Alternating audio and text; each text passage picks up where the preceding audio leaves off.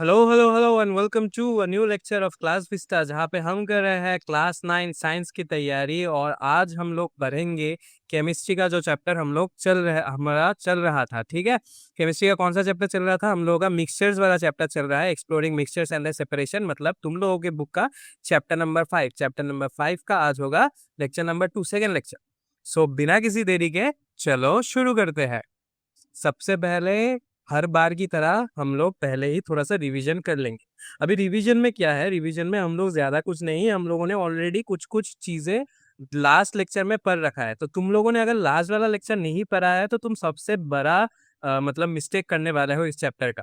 Last वाला lecture is the most important lecture, मतलब जो फर्स्ट लेक्चर होता है वो मोस्ट इंपॉर्टेंट लेक्चर होता है। क्यों? क्योंकि उसमें चैप्टर का हर एक चीज का सबसे बेसिक फाउंडेशनल चीजें उस लेक्चर में ही होता है। ठीक है, लास्ट लेक्चर में हम लोगों ने क्या क्या सीखा? हम लोगों ने सीखा था होमोजेनस मिक्सचर क्या क्या होता है। ठीक है, फिर हेटेरोजेनस मिक्सचर्स क्या होता है ये भी हम लोगों ने सीखा।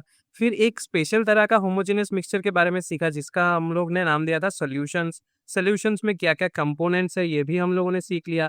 एंड सॉल्यूशंस का हम लोगों ने कॉन्सेंट्रेशन भी निकालना सीख लिया।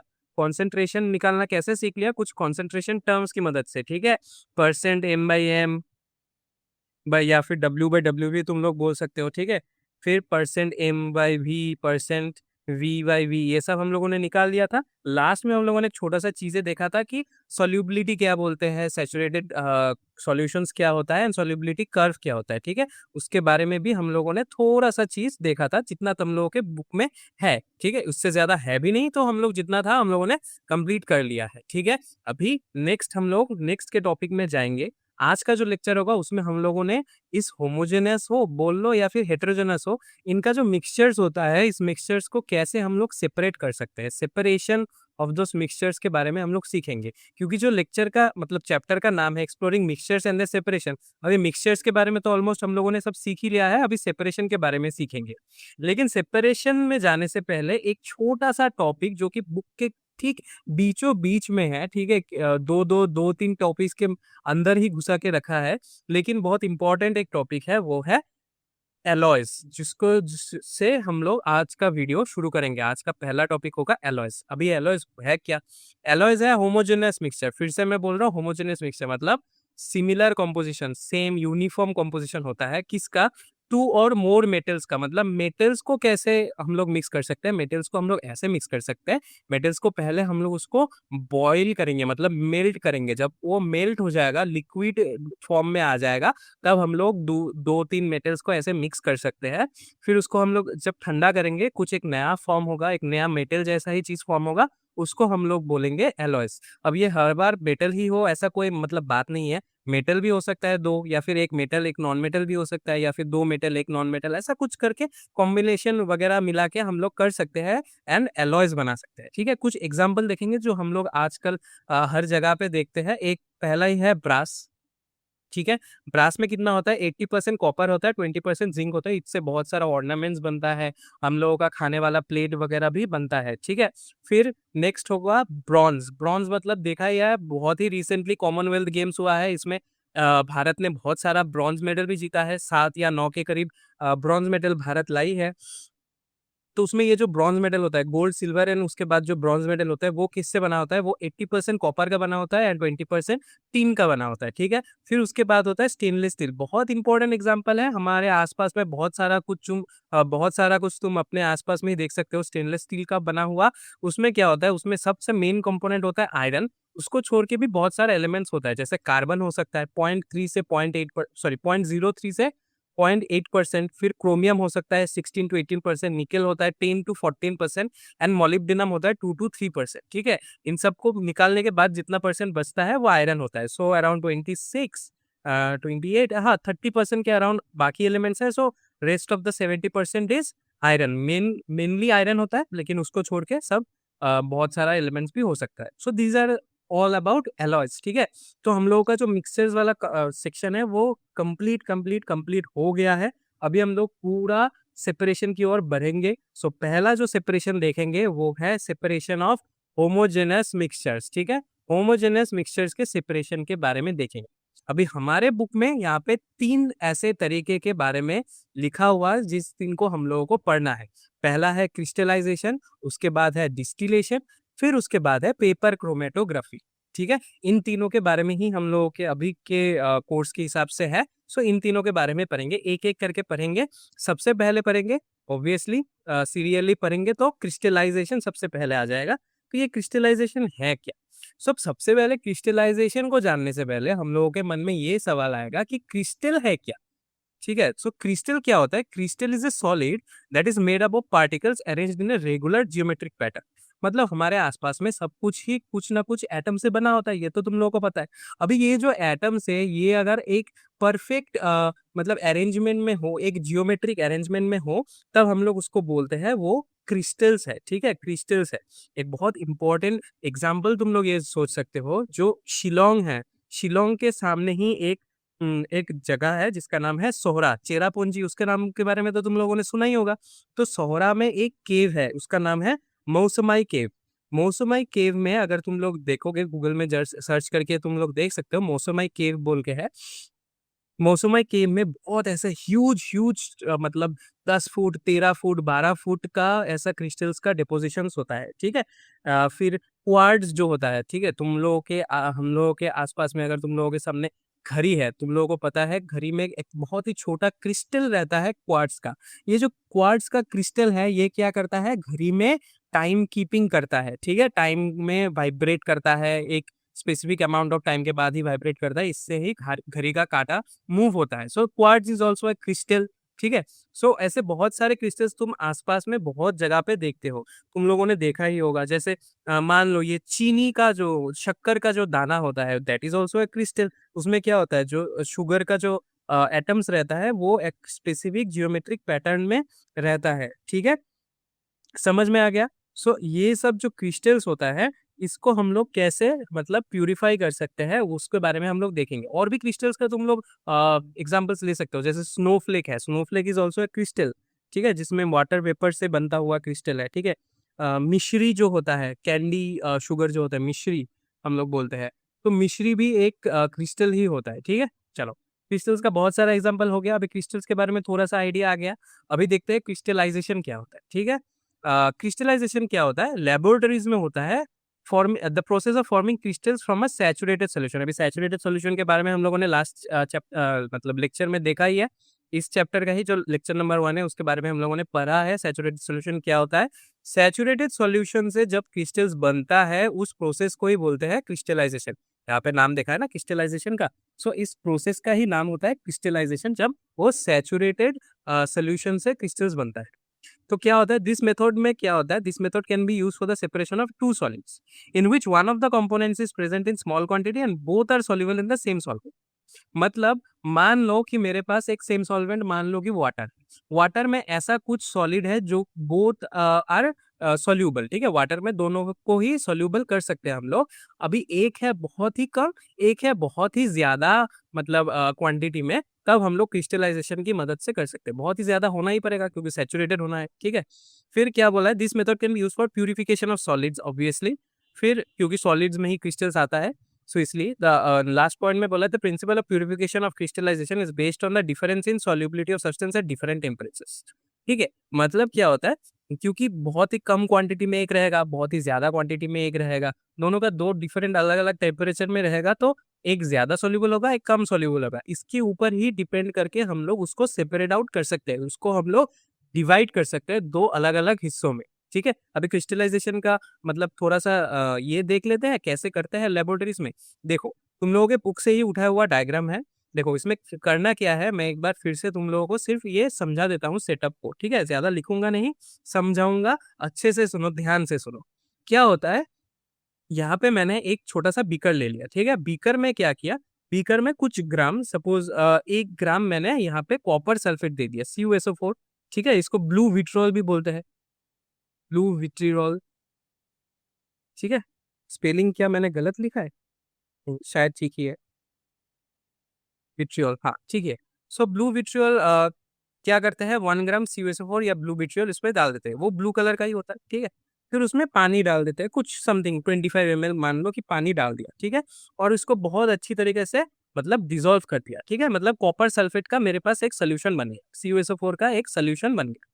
ये देखो कॉपर सल्फेट का एक सोल्यूशन है, ठीक है। इसमें और थोड़ा सा 2-3 ड्रॉप सल्फ्यूरिक एसिड भी डाल देंगे ताकि और कोई रिएक्शन ना हो, ठीक है। फिर इसमें क्या कर देंगे हम लोग, इसको बर्नर और एक ट्राइपॉड स्टैंड में लेके लेंगे और एक वाटर बाथ में इसको डाल देंगे इस बीकर को, ठीक है। वाटर बाथ क्यों यूज करते हैं, ताकि डायरेक्टली हीट इस बीकर में अगर जाएगा तो ये बीकर टूट सकता है, एक्सीडेंट हो सकता है। तो वाटर को गर्म करेंगे और वाटर से गर्मी जो होगा ये बीकर से होते हुए इस बीकर के अंदर के सोल्यूशन को भी हीट अप कर देगा, ठीक है। बीकर रहेगा, वाटर बाथ में बीकर रहेगा एंड ग्लास रोड से हम लोग उसको स्टर करते रहेंगे, ठीक है। स्टर करते करते करते करते एक टाइम ऐसा आ जाएगा कि ये सैचुरेटेड सोल्यूशन बन गया, ठीक है। वो सैचुरेटेड सोल्यूशन बन गया, प्रिपेयरिंग द सैचुरेटेड सोल्यूशन। जब ये सैचुरेटेड सोल्यूशन बन जाएगा तब हम लोग क्या करेंगे, इसको हॉट सैचुरेटेड सॉल्यूशन जो होगा उसको हम लोग फिल्टर करेंगे। कैसे करेंगे, एक फनल में फिल्टर पेपर को ऐसे कोनिकल शेप में डाल देंगे, फिर ग्लास रॉड की मदद से इसको डालते रहेंगे, केयरफुली डालते रहेंगे एंड ये फिल्टर होके यहाँ पे गिर जाएगा, ठीक है, यहाँ पे गिर जाएगा। फिर क्या करेंगे, इसको कूल डाउन करेंगे।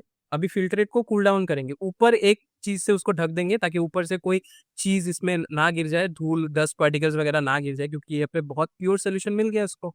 बीकर में रख देंगे, फिल्ट्रेट को रख देंगे एंड ऊपर का जो वाटर है देखना, तुम थोड़ी देर बाद जब तुम लोग कूल करते जाओगे बहुत दिनों तक रख दोगे, तब क्या हो जाएगा क्या हो जाएगा, ये जो वाटर है ये धीरे धीरे करते करते एवापोरेट हो जाएगा, ठीक है। जब ये एवापोरेट हो जाएगा, सपोज मान लो कुछ घंटे भी लग सकता है, कभी कभार 1-2 दिन लग सकता है, जितना तुम लोगों ने दिया है उसके ऊपर डिपेंड करता है। फिर तुम लोग देखोगे ये जो क्रिस्टल्स है, कॉपर सल्फेट का क्रिस्टल्स तुम्हारे पास आ गया, ठीक है।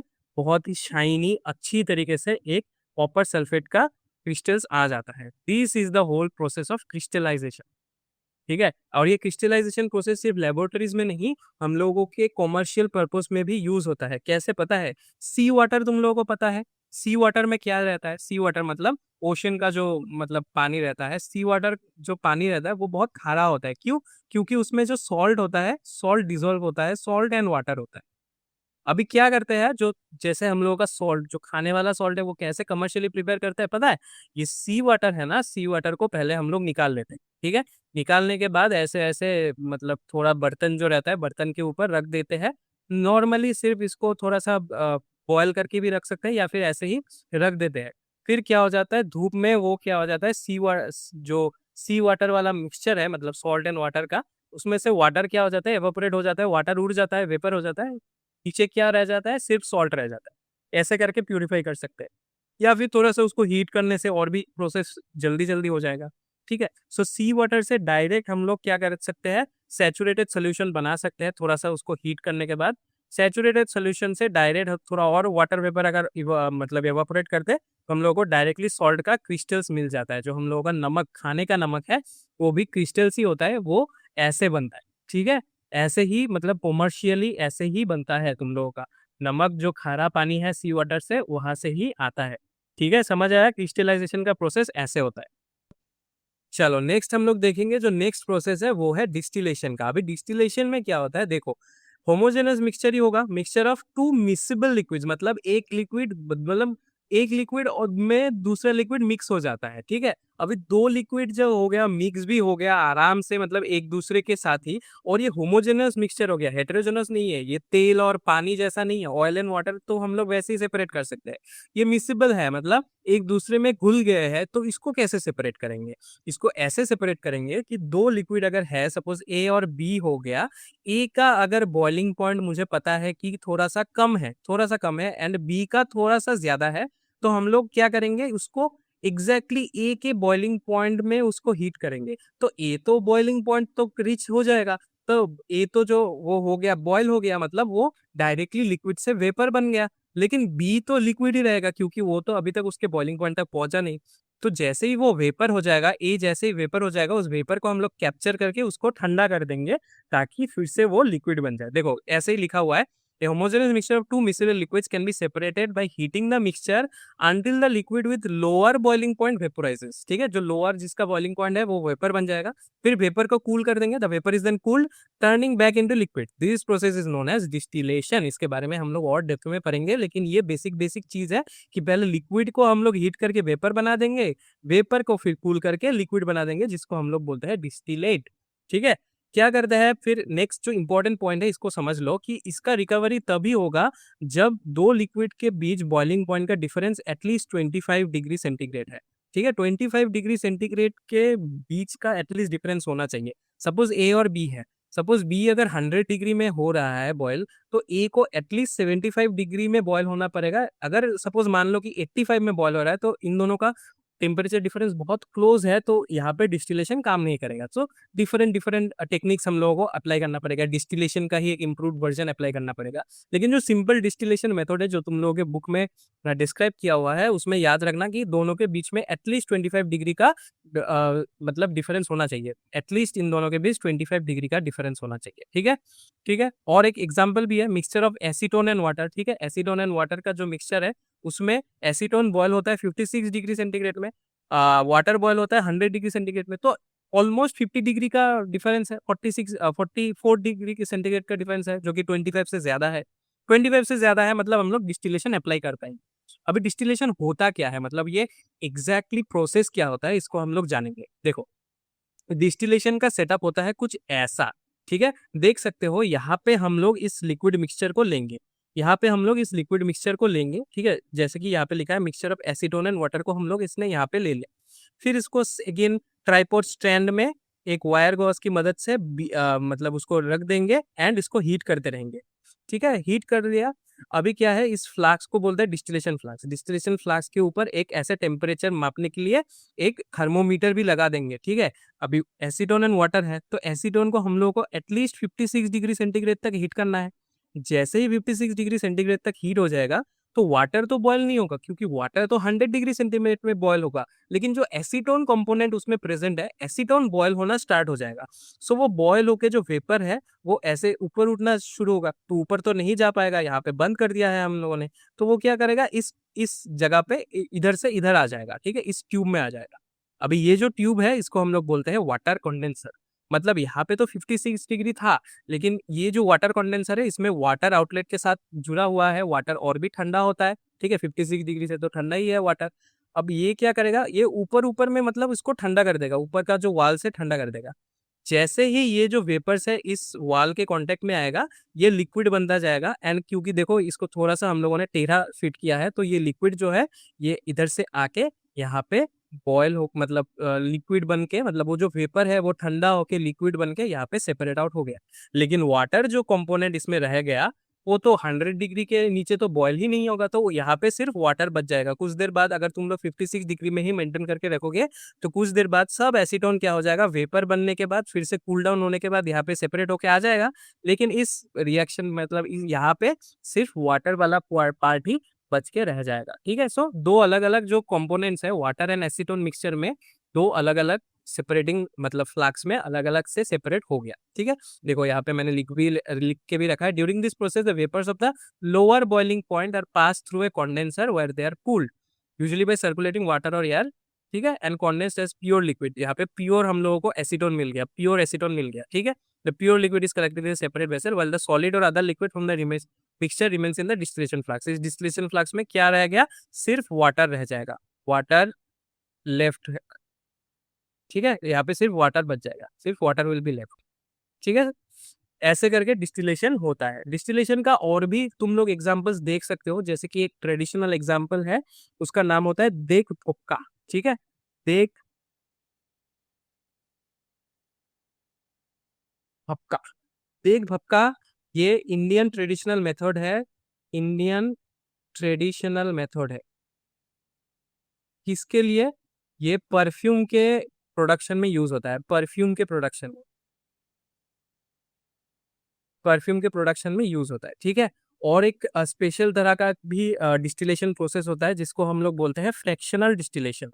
फ्रैक्शनल डिस्टिलेशन जो प्रोसेस होता है, वहाँ पे क्या होता है, बहुत सारा फ्रैक्शंस होता है जो सिंपल डिस्टिलेशन से थोड़ा एडवांस होता है। फ्रैक्शनल डिस्टिलेशन में बहुत सारा फ्रैक्शंस बना होता है, डिफरेंट डिफरेंट बॉइलिंग पॉइंट्स वाला, डिफरेंट डिफरेंट फ्रैक्शंस में कंडेंस होके मतलब ठंडा होके अलग अलग सेपरेट आउट हो जाता है। ये पेट्रोलियम इंडस्ट्री में यूज होता है, याद रखना, this is used in petroleum industry. अगर तुम, क्योंकि ये मतलब मेन टॉपिक्स का ये पार्ट नहीं है, ये सिर्फ ज्यादा तुम लोग अगर जानना चाहते हो तो तुम लोग ये सब पढ़ सकते हो। अगर तुम लोगों को petroleum industry and fractional distillation के बारे में एक सेपरेट करके छोटा सा वीडियो चाहिए है तो नीचे कमेंट सेक्शन में बोल देना, ठीक है। नीचे कमेंट सेक्शन में एक कमेंट करके देना, तो हम लोग ये वाला पेट्रोलियम इंडस्ट्री वाला मतलब फ्रैक्शनल डिस्टिलेशन वाला वीडियो भी डाल देंगे। छोटा ही वीडियो होगा, 5-6-7 मिनट का एक वीडियो होगा, तो वो भी तुम लोग देख सकते हो अगर तुम लोगों को चाहिए तभी मैं बनाऊंगा, ठीक है। लेकिन ये मेन कंटेंट का पार्ट नहीं है, मतलब मेन चैप्टर का ये पार्ट नहीं है, ठीक है। मेन चैप्टर का जो पार्ट है नेक्स्ट वो होगा, नेक्स्ट जो होगा वो है पेपर क्रोमेटोग्राफी। अभी पेपर क्रोमेटोग्राफी के बारे में तुम लोगों ने ऑलरेडी मतलब बहुत जगह पे तुम लोगों ने पेपर क्रोमेटोग्राफी का जो प्रिंसिपल है वो होते हुए देखा है। कभी कभार तुम लोगों के शर्ट में या फिर कभी पेपर में ही तुम लोग देख सकते हो, जब तुम लोग स्केच पेन से, ठीक है, जब ड्राइंग करते हो तो तुम, या फिर कभी कपड़े पे अगर दाग लग गया तो देखना कि अगर उसमें थोड़ा सा पानी गिर गया तो वो कैसे स्प्रेड हो जाता है ना, स्प्रेड होता है कि नहीं होता है। तो वो जो स्प्रेड होता है वो उसके प्रिंसिपल के ऊपर ही ये पेपर क्रोमेटोग्राफी का मतलब टेक्निक्स डिपेंड करता है, ठीक है। तो उसमें क्या होता है देखो, the method of separating the components of a mixture based on the difference in the interaction of components with solvent and paper is known as paper chromatography. थोड़ा सा डिफिकल्ट है, इसको तो वैसे तुम लोगों को बाय हार्ट करना है, लर्न करना है, लेकिन एक्चुअली में होता क्या है, एक्चुअली में ये होता है कि ये जो पेपर क्रोमेटोग्राफी वाला टेक्निक है इसको हम एक एग्जांपल के थ्रू से समझते हैं। देखो क्या होता है, देखो इसमें क्या होता है, एक ऐसा पेपर होता है जिसका नाम होता है क्रोमेटोग्राफिक पेपर। ये नॉर्मल जो हम लोग पेपर यूज करते हैं ये थोड़ा उससे अलग होता है, इसमें कॉटन मतलब थोड़ा कॉटन जैसा फील होता है, ठीक है। ये थोड़ा और भी भारी होता है, पतला नहीं होता, थोड़ा हेवी होता है। तो ये क्रोमेटोग्राफिक पेपर में क्या कर सकते हैं हम लोग, इंक स्पॉट दे सकते हैं, ब्लू ब्लैक या फिर स्केच पेन से एक इंक स्पॉट दे देते हैं।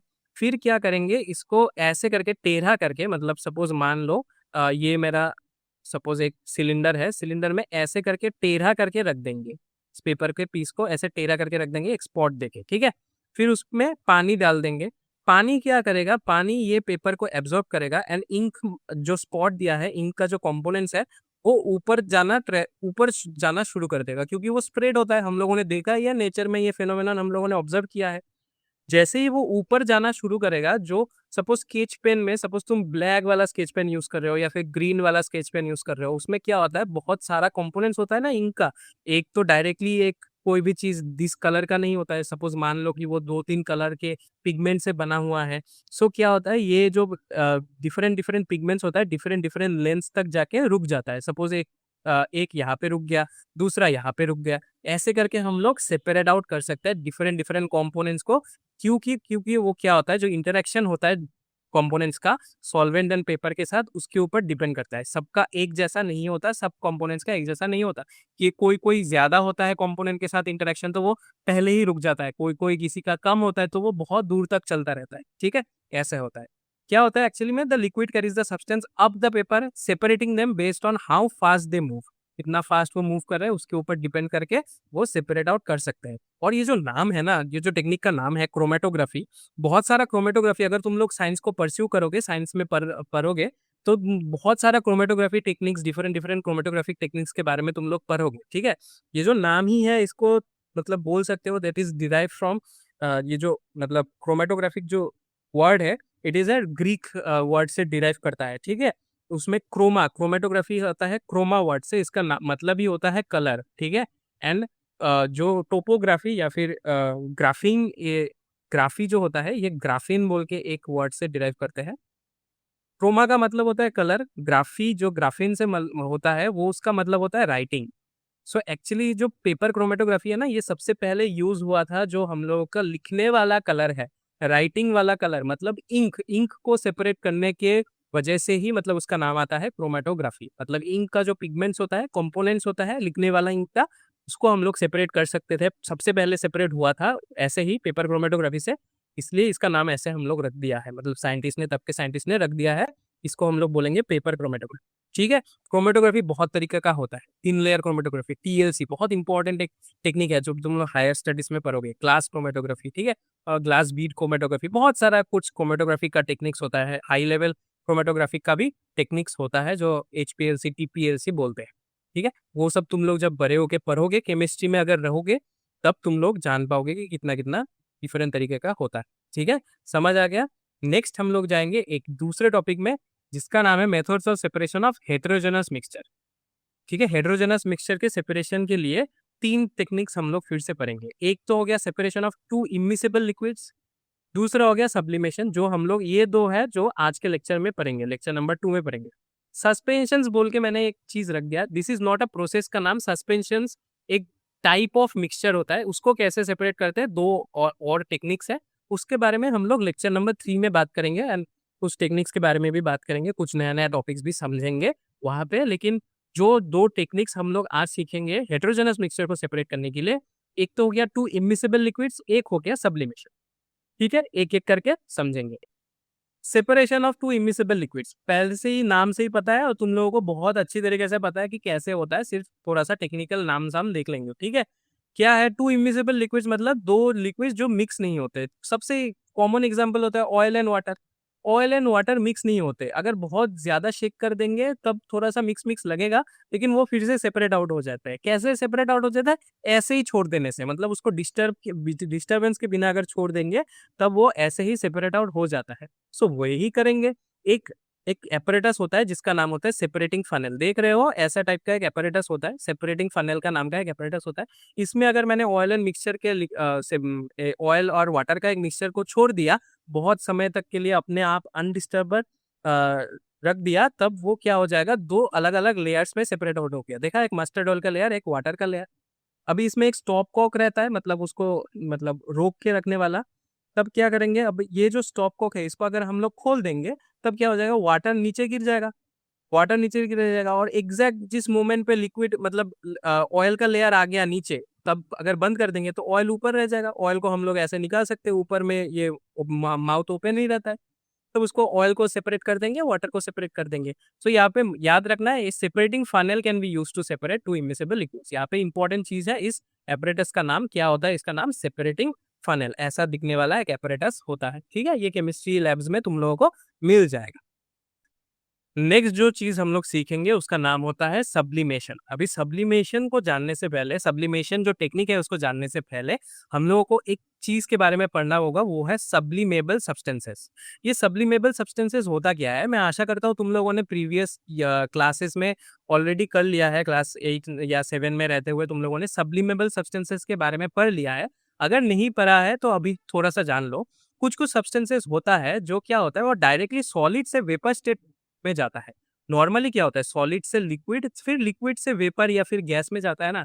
कुछ कुछ सब्सटेंसेस होता है वो डायरेक्टली सॉलिड से गैस में जा सकता है, लिक्विड वाला फेज उसको उसने स्किप कर दिया, ठीक है। ऐसे टाइप के सब्सटेंस को बोलते हैं सब्लिमेबल सब्सटेंसेस। समझ में आ रहा है, सब्लिमेबल सब्सटेंसेस बोल सकते हैं। एग्जाम्पल हम लोग डे टू डे लाइफ में बहुत सारा एग्जाम्पल्स हम लोग देखते हैं, जैसे कि एक एग्जाम्पल हो गया नेप्थलीन, ठीक है, नेप्थलीन एक एग्जाम्पल हो गया। Camphor is an example, camphor is a very good example जो पूजा वूजा में यूज होता है, ठीक है। कैम्फोर जो होता है, कर्पूर भी बोलते हैं उसको। कर्पूर में क्या होता है, वो डायरेक्टली सॉलिड से, जब कर्पूर हम लोग जलाते हैं, कर्पूर डायरेक्टली सॉलिड से गैस में बदल जाता है। या फिर नेप्थलीन हम लोग ऐसे ही रख देंगे तब भी वो क्या हो जाएगा, डायरेक्ट सॉलिड से गैस हो जाता है, ठीक है। तो ऐसे सब्सटेंसेस को सेपरेट करने के लिए हम लोग सब्लिमेशन का यूज करते हैं, ठीक है।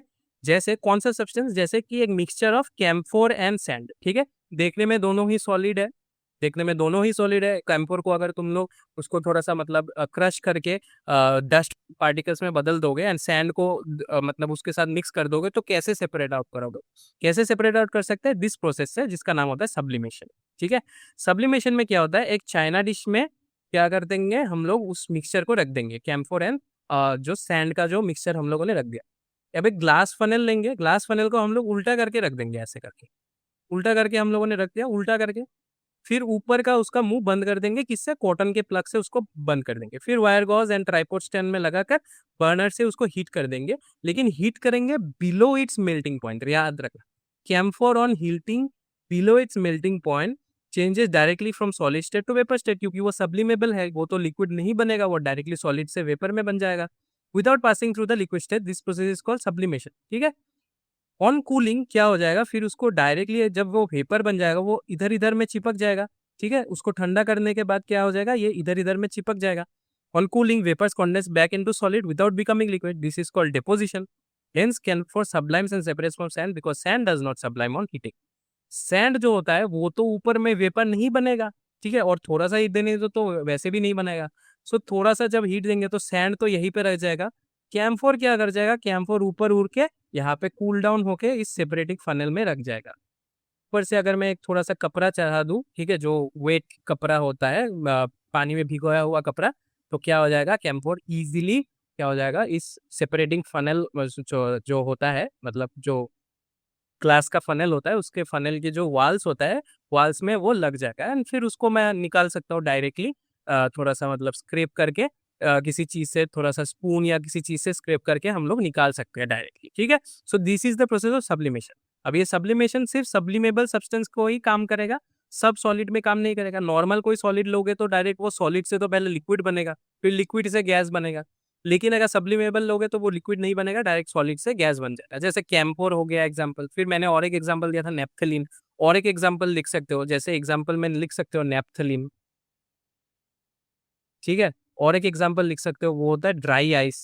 ठीक है, ड्राई आइस ये भी एक एग्जांपल है, दैट फॉलो सब्लिमेशन। उससे सब्लिमेशन के मतलब ये सब्लिमेबल सब्सटेंस है, तो सब्लिमेशन के प्रोसेस यूज करके हम लोग उसको सेपरेट कर सकते हैं। ठीक है। तो दो हम लोगों का हेट्रोजेनस मिक्सचर सेपरेट करने का टेक्निक्स भी हम लोग देख लिया। अभी सस्पेंशंस वाला जो चीज है, सस्पेंशंस क्या होता है पहले वो देखेंगे, उसको सेपरेट करना है उसके बाद देखेंगे, लेकिन आज के लेक्चर में नहीं, लेक्चर नंबर 3 में देखेंगे, क्योंकि आज का लेक्चर यहीं पे कर देते हैं खत्म। ठीक है। Thank you all for joining in this lecture. अगर अच्छा लगा है ये वीडियो तो प्लीज लाइक कर देना, शेयर कर देना एंड सब्सक्राइब कर देना इस चैनल को, ताकि सबसे पहले तुम्हारे पास ही नोटिफिकेशन चल जाए जब भी नया लेक्चर आ गया। जैसे कि लेक्चर नंबर 3 आने वाला इंपॉर्टेंट लेक्चर है। सो और सपोज मान लो तुमने लेक्चर नंबर 1 मिस कर दिया। क्यों मिस कर दिया, क्योंकि तुमने सब्सक्राइब किया ही नहीं। सो सब्सक्राइब कर दो ताकि तुम्हारे पास ये नोटिफिकेशन आ जाए। इसका जो लेक्चर स्लाइड्स है, मतलब ये जो लेक्चर स्लाइड्स में मैंने लिखा है, जो नोट्स तुम लोगों को चाहिए, अगर तुम लोगों को चाहिए तो टेलीग्राम चैनल में ज्वाइन कर लो, टेलीग्राम चैनल ज्वाइन कर लो।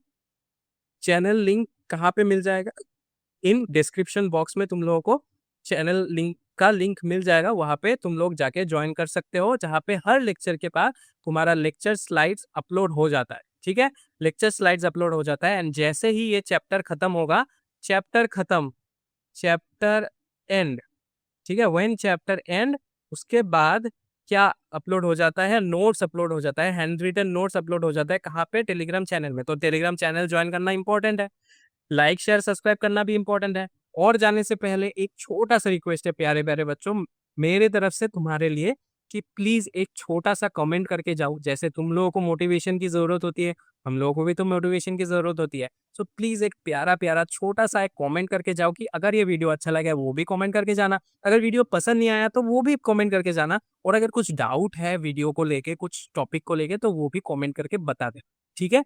चलो कमेंट कर देना। और अगर तुम्हारे पास वो हाइप वाला बटन आ गया, हाइप वाला बटन तुम्हारे यूट्यूब ऐप में शो कर रहा है, तो उसको भी दबा के इस वीडियो को हाइप दे दो, ताकि ये भी प्यारे प्यारे और भी बच्चों के पास पहुंच पाए जिनको जरूरत है। ठीक है।